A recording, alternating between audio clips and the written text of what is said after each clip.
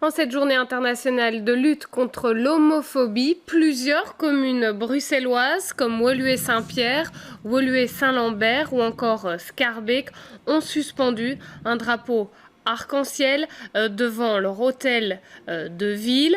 Nous allons à présent prendre la direction de la place de la Monnaie où à l'occasion de cette journée, plusieurs animations sont organisées pour se souvenir d'Ishan Jarfi, ce jeune homosexuel assassiné en 2012. Aline Jacobs, vous êtes à place de la Monnaie. Une marche est d'ailleurs prévue ce soir dans le centre-ville.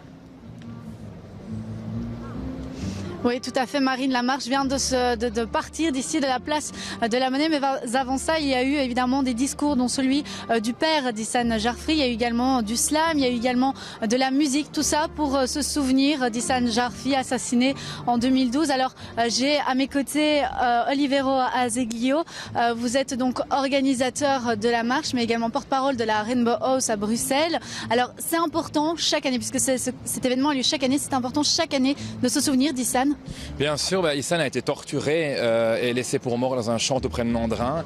Il a été assassiné de manière abjecte et ça aurait pu être n'importe lequel d'entre nous. Donc oui, bien sûr, sa mort a été hyper récente, 2012, c'est super récent. Donc évidemment, on doit toujours en parler et toujours s'en rappeler, oui. Alors il y aura une fresque qui va être inaugurée, une fresque réalisée notamment par l'artiste Ante Amissi qui représente Issan. Mais alors au-delà d'Issan, c'est bien sûr pour véhiculer un message beaucoup plus large, cette fresque. Bien sûr, parce qu'à travers cette fresque, on a une réappropriation de l'espace public. Nous, on a déjà créé une fresque il y a quelques années aussi en 2015. Et maintenant, on a une nouvelle fresque qui prend toute une maison qui fait 50 mètres carrés. Et on voit Issan, en effet, qui monte vers le ciel. Et à la couleur rouge, pourpre, comme ça, ocre, qui rappelle les murs de Marrakech, en fait. C'est ce qui a inspiré l'artiste.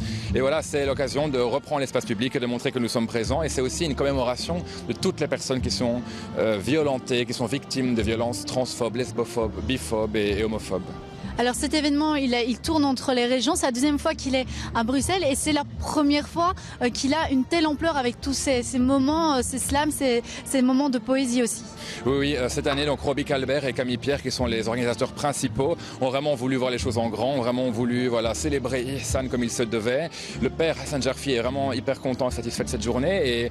Et voilà, on a envie que ce soit pas la marche habituelle, qui est une marche assez discrète, assez de contenu avec les bougies, etc. On voulait un truc plus grand, un truc qui se montre et qui, encore une fois, occupe l'espace public et qui, que cette place de la Monnaie et que cette ville nous appartienne et que nous reprenions un peu cette ville en main. Voilà donc Marine pour ces événements, pour commémorer, pour reparler d'Issan Jarfi, la communauté LGBTQI qui se mobilise d'ailleurs tout le week-end avec notamment la Pride qui a lieu dans 2 jours.